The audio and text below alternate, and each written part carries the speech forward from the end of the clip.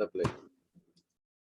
Hello and welcome to Train Wrecks for Jesus, Mark Townsend and Maggie Whitehouse, disreputable reverends.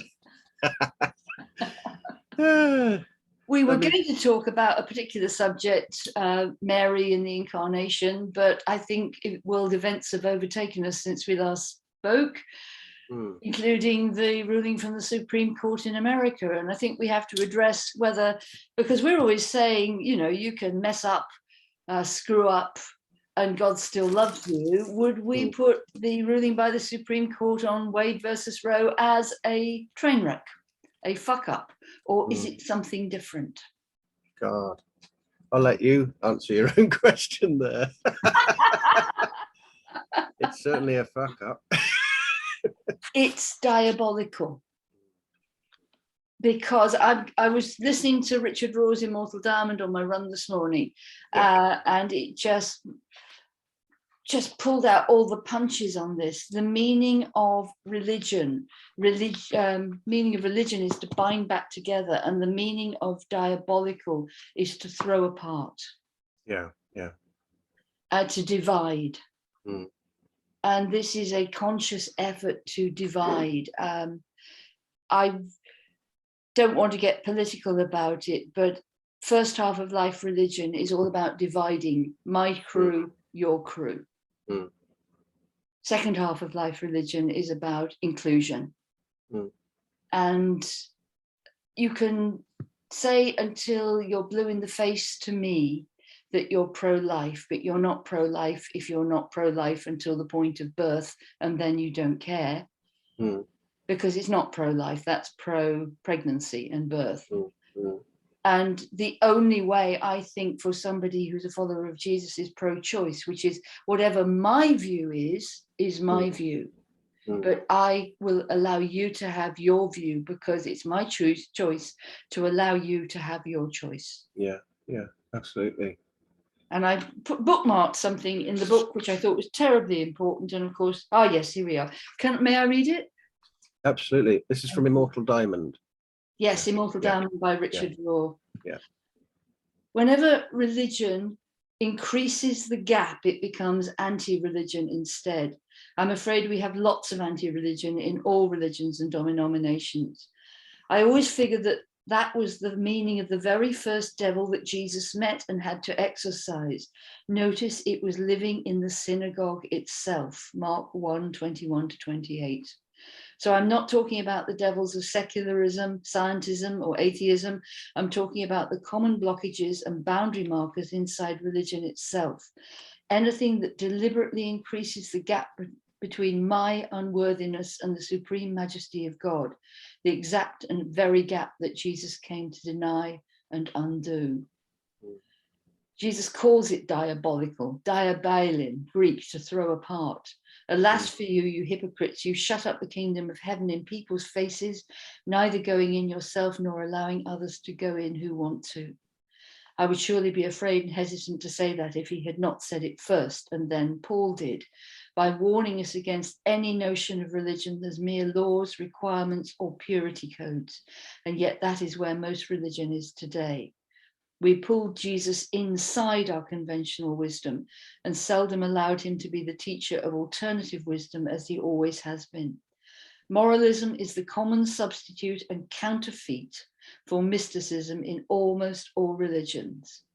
Moralism, as opposed to healthy morality, is our reliance on largely arbitrary purity codes, rituals, and requirements for our supposed enlightenment, salvation, or any form of superiority. Every group and individual relies on moralism in its early stages. We look for something behavioral to externally do or not do, rather than undergo a radical transformation of our very mind and heart. Incredible. Says it all, really. It's genius. So much to kind of unpack there, isn't there? I mean, I was listening to someone who I know works with Father Richard, Cynthia Bourgeault. I never know whether I pronounced that second name correctly, but anyway. And she Supreme Court. and she and she was talking about the two different operating systems in terms of the ego and the self, and I mean most religion still is in that egoic operating system, so it cannot see, it can only think in terms of division and dividing and I'm better than you and all of the other dualisms. But and kind of I'm in that place too, and you know, I know that because every time I listen to something or read something like that, I get challenged, because I know most of the time I'm in that operating system. Yeah. But the beauty of the Christ story is and she unpacked this wonderful term metanoia, which we often translate as sort of turning around, but actually she was saying it's much more in line with moving into a completely different mindset.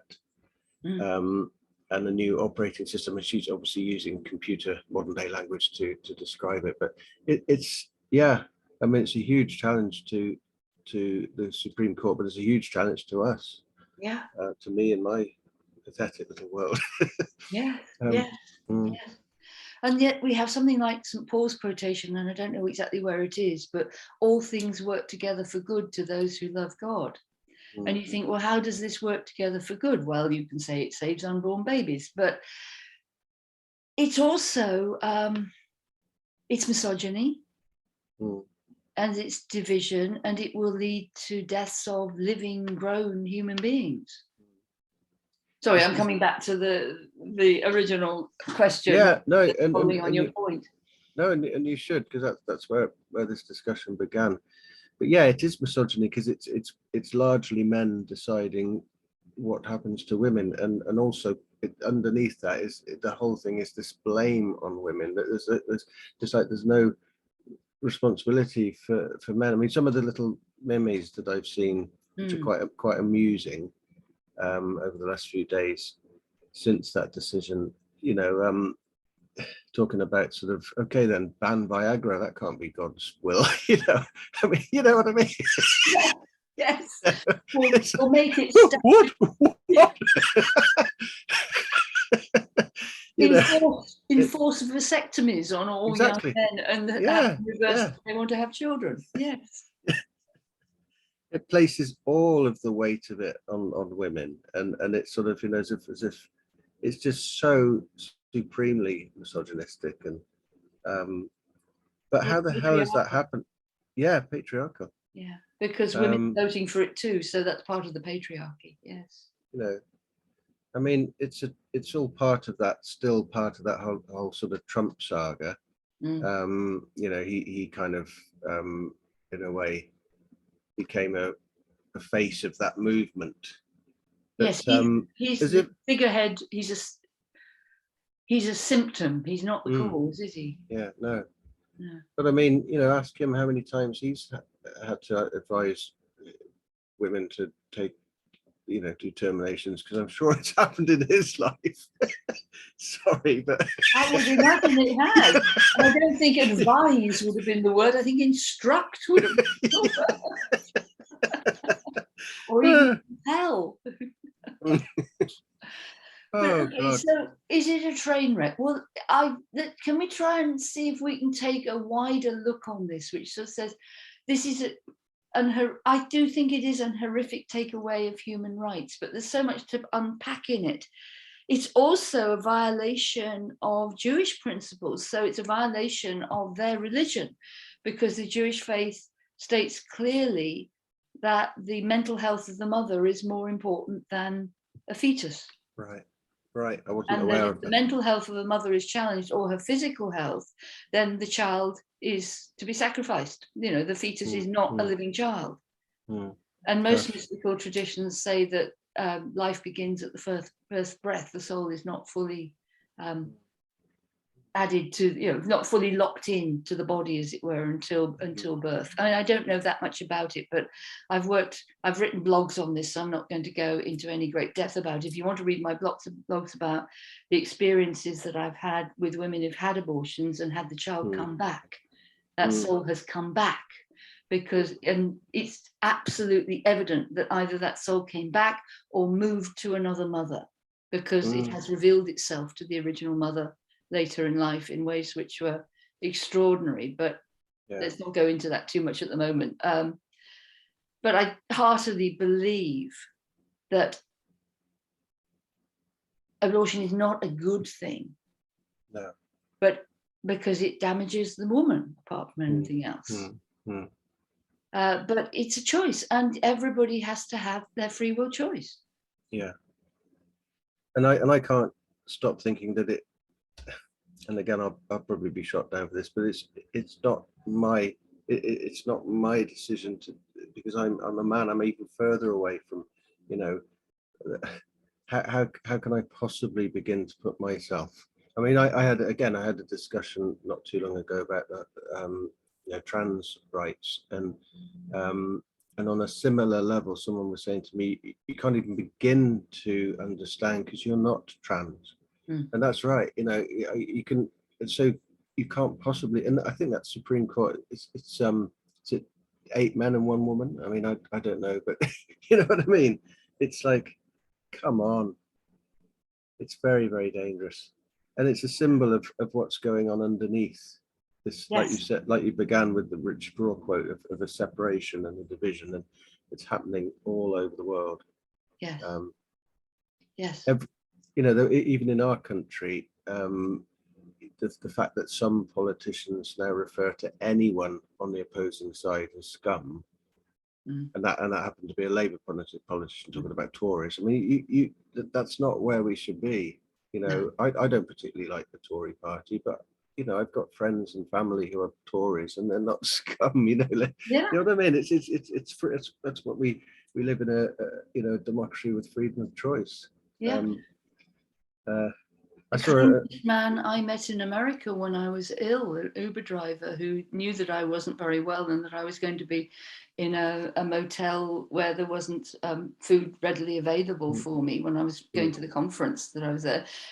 He was the kindest man ever. He took me to the supermarket and walked around with me and helped me select food to feed myself for the next 4 days, and did not add anything to his Uber feed. He was a rabid Trump supporter and a very kind man.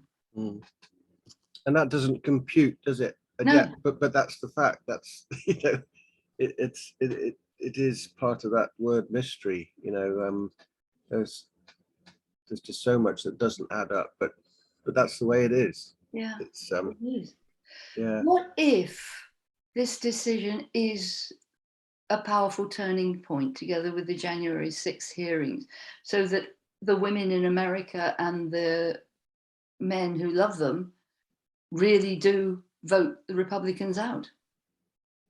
And that's the calling, isn't it? The question is whether people will stand up for that and go, I need to go for what I view as the greater good, because if that's the case, then the Democrats can impose, if they have a large majority, they could change the law in America so abortion is legal, and they can put more people on the Supreme Court to put the balance that better, which they can't at the moment. So it may be a tipping point, which brings us back to St. Paul saying all things work together to those who love God. But you have to look at that.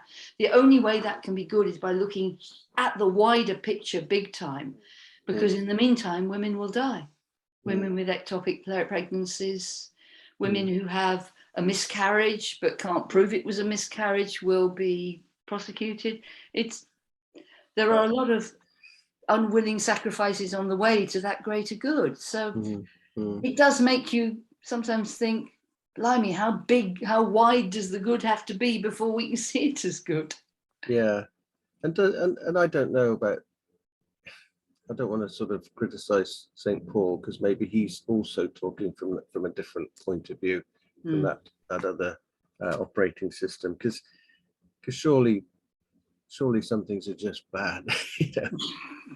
Well, some of the teachings of Paul are just bad.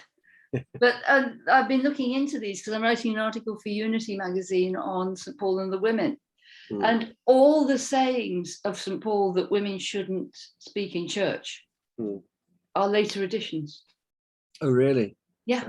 Right. If you look into the scholarly research on these, you can tell by the writings that these were put in about a century later. So they're not even St. Paul, but they're attributed to St. Paul. And that would have been as Christianity came more out of Judaism and more out of the faith that was, because at the beginning it was the religion of women and slaves, because many other religions wouldn't accept women and slaves. But about 100 years later, it's becoming more and more Romanized and more Greekized. And so people trot along and go, well, no, let's put our politics in there. And that's exactly what's happening now. I mean, I'm more interested what Jesus said and what his relationship was with women. And he certainly had a very high view of all human beings and women, especially, it seemed. You know, some of the loveliest stories and parables involve him completely overturning what his culture, perhaps certainly the politics of his day, and a lot of the religion of his day was living within. You know, that and also alongside that, I was thinking yesterday of because the book that we're hopefully working on, I was thinking of other little episodes, and you know, the Samaritan woman who asks him for water. You know, that was a double kind of, you know, first of all, she's a Samaritan, you don't even speak to this woman.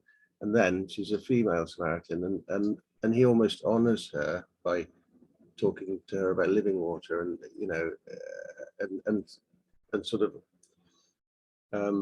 I think it's very easy for us to miss the massive radical point of that message, that, you know, here's a Jew who worships in Jerusalem and the Samaritan woman, and he at the end says neither of those really is where we're at. We talk about worship in spirit and in truth, and, you know, so it's just wonderful. And there are so many occasions in the New Testament where in the Gospels where Jesus overthrows our and also allows women to correct him, allows women to, you know, the Syrophoenician woman, and you know, he talks about dogs, and it's wonderful stuff. So I'm much more interested in what Jesus says than I'm Paul. Absolutely with you 100% on that. I'm trawling through St. Paul and pulling out the mystical stuff and looking at the social mores of the time. But you've also got to do that with Jesus, just as you said,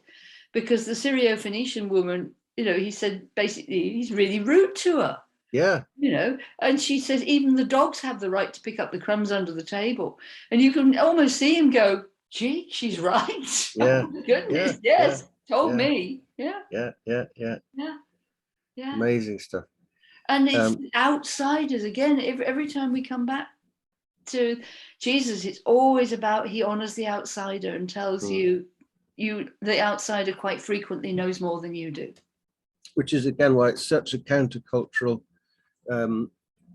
Christianity is so countercultural, and some people have I forget which philosopher who said Christianity is wonderful, it just hasn't been tried yet.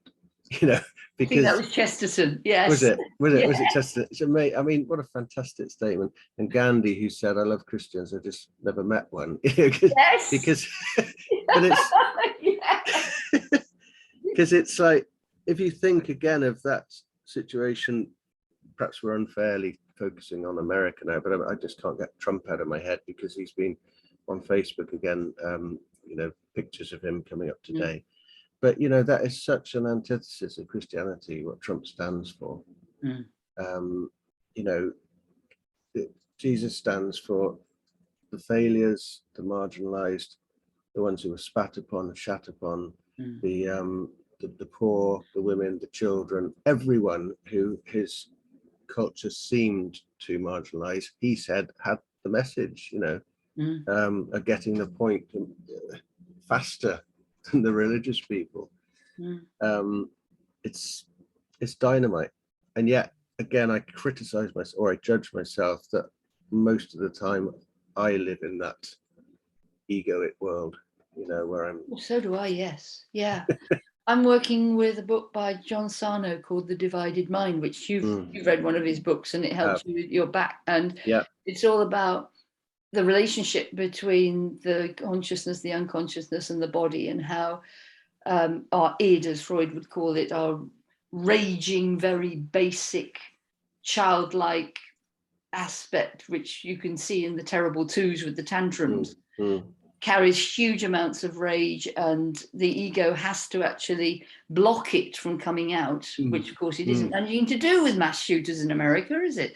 That hatred and rage that's in there is blocked, and quite often has to be blocked by a distraction, which means reducing the oxygen to part of the body, which can give you disease, pain, fibromyalgia, back pain, all those kind of things. And I've got a couple of very minor medical conditions which are vaguely annoying, and I'm trying to work with the book about that. So I'm trying to work with the fact that even though I try to be a good person, I'm actually a raging bigot, and we all are. I cover it up. And that's one of the things that John Sarno says, you've got to bring it up and heal it. Yeah. And so I'm going back into areas of rage and allowing myself to think angry thoughts. I am asking God to transmute them and use them, and never to send them to the person concerned. But I am saying I have to own this, that I am a complete train wreck on this regard. There are aspects of my life where I have not forgiven, and I am absolutely furious. Whereas my training used to say, well, I think I'm probably quite cross about this still, and I realize that I co-created the situation, which is true. But, and obviously I'm working on forgiveness, but actually first you've got to go, I hate the fucking bastard. Please transmute that, God, and go, okay, I'm being honest with myself. Now I can turn around and start working with the idea of forgiveness, but not until I've owned it. Yeah, you're right. I remember reading his book on healing back pain and work, and I'd had severe, the worst pain ever, and no drug that I was given affected it at all, right across the top of my back, and it was like 6 weeks of it, and I was just almost ready to give up, and it was terrible. And I stumbled across his book Healing Back Pain. I started reading it, and just like other testimonies within that book, it was a couple of weeks and it was gone, and I know it could come again, because that was all about owning this rage and letting it out and expressing it, and I didn't even have to do anything more than really just become aware of it. And it was quite profound. But I resonate with what you just said, because I know I've still got a lot of hurt and anger from the church in the past. And me too. Yeah. That word metanoia, when I say that, it reminds me of the time when, as a vicar, and my beautiful daughter, whose birthday it is today, 29, she was in my confirmation class. She would have been about 11 or 12 then. And there was about 15 children. The bishop came along to take a lesson. And I was a bit on edge, because I do get on edge with people like that. And he, at one stage, he said, okay, Mark, we're going to talk now to the children about repentance. And you know the word, the Greek word for that, don't you, Mark? And I just went like, you know how you forget things. And rather than just pass that off, he said, oh, what a rubbish vicar you've got, to the children, including my daughter. And I said, bloody hell, man. Then he went on to explain about metanoia, and I never forgot that, because as a quite a sort of insecure person, that was the last thing I needed. Thanks, Bishop. Yeah. It wasn't that one I had the problem with. No. but come on. Well, while we're telling bishop stories, I know a bishop who I went to about a friend who was sick. She had long COVID and had mental health problems for a while. And he said, well, she must have been grubby to attract that. Oh, God. And this was a better woman than I. And I just thought, oh, God, where is your compassion? Where is your granting of other people choice to make their own opinions? Why have you got to blurt your prejudice out? I know and yet the voice in my head now is telling me, okay, Mark, that's true, and and we get hurt by silly people, but allow them also to be Yeah. train wrecks, allow them, Yeah. just like you. And it's like, it's that sort of let the anger out and then let the healing come in and realize you're just the same. You know, I've probably humiliated people without knowing it, and he probably didn't even think it was a. I once deeply hurt by somebody by asking them to correct their spelling of my name, because I have an unusual spelling of my name and I am a bit of a martinet about it. And I've got to the stage, oddly enough, if people even call me Maggie, i.e., as they speak, I can hear it. I know that they haven't got the right spelling. And somebody, I put at the end of an email to them, Maggie, signed it Maggie with the unusual spelling, closed brackets. And that person had a complete meltdown about, because their insecurity was such, they thought I was telling them off, you know, and I wasn't trying to tell them off. I was trying to establish my identity, but I was obviously over the mark and hurt them. Yeah. Oh dear. So how on earth can we love the Supreme Court? Well, at least Jesus didn't tell us to like them or approve of them. But maybe we can see them as agents for the wake-up call that America really needs. I'm sorry, America, I'm projecting on you that you need a wake-up call, but I genuinely think that you do. It's very hard, isn't it? I don't know. I don't know whether you can. I mean, I think you have to start by trying to love individual people within institutions, but maybe sometimes big or small institutions themselves are just pretty unlovable, really. You know, I mean, you take it to an extreme and you think of the Ku Klux Klan. I mean, you can't possibly have any. I know it must, or any sort of right wing, you know, group, or any extreme left group. You know, you cannot. Sometimes you have to just face facts that some things are just bad, but made up of misguided individual people who themselves are loved by someone. I mean, you know, I often think everybody has a family member who loves them, you know, or so if one human can love another human, then surely God loves that human, even if we find it impossible to think of. That's another key point that the wonderful Cynthia Bourgeault said in her book, The Wisdom Jesus. And this never occurred to me at all. She said, when Jesus says, love your neighbor as yourself, we often hear that as love your neighbor as much as you love yourself. But she says, no, it's love your neighbor as yourself. In other words, as an extension of yourself. So therefore, there is no neighbor. You are both one. Isn't that? That's just like spine tingling. Whoa, it is spine tingling. And because it comes on the love the Lord thy God with all thy heart and all thy soul and all thy might, and your neighbor is yourself, that's a trinity. God, you and your neighbor are one. Again, moving into this from the separated world into a world of no separation. So maybe that's, you know, those members of the Supreme Court, however weird we think this is, are also extensions of ourselves. You know, that we are all one and very misguided and damaged and fucked up.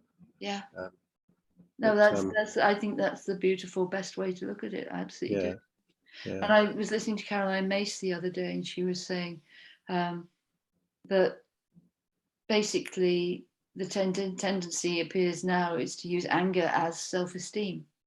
Right.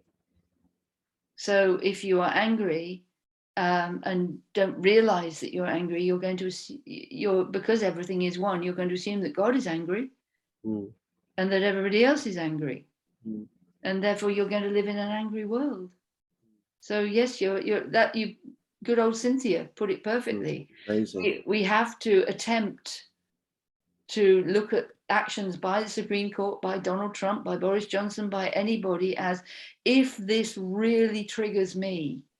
Well, it's the old phrase, isn't it? You can't push somebody's buttons if they haven't got buttons to push.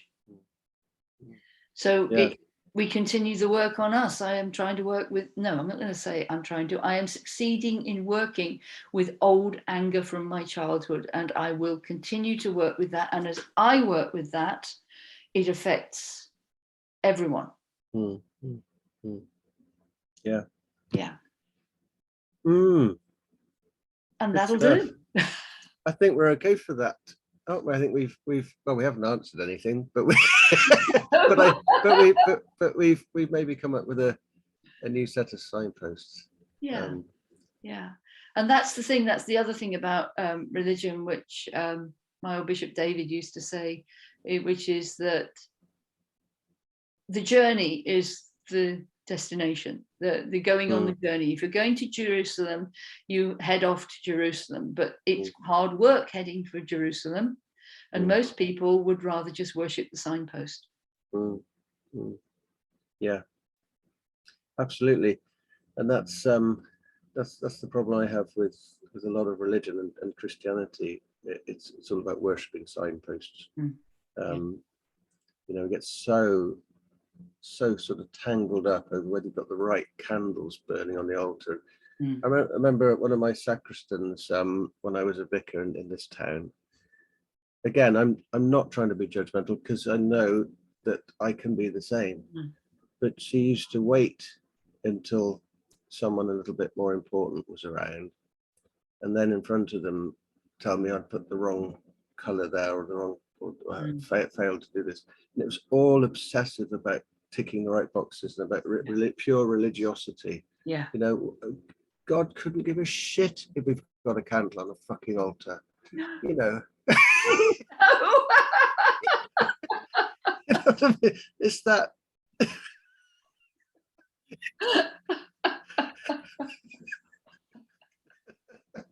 I don't think we can better that. I totally agree. Thank you, Mark.